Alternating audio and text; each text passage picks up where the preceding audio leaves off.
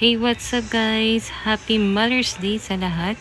At syempre nagpapasalamat ako sa lahat ng nanay natin. At syempre grabe yung sakripisyo nila sa ating mga anak nila. At syempre sa ating lahat na mga kasama niya sa buhay. Hindi man ako naging nanay or hindi pa ngayon.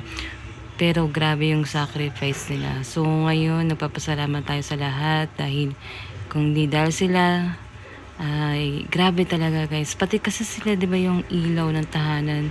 At syempre yung iba hindi lang ilaw, sila din ang haligi ng tahanan. Kaya grabe yung kanilang paghihirap or pagmamahal sa kanilang buong pamilya.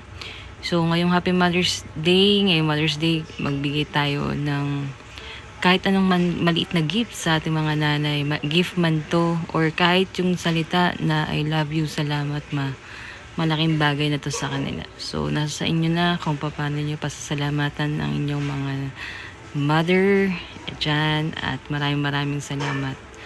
Okay, I love you guys, miss you all, God bless us all.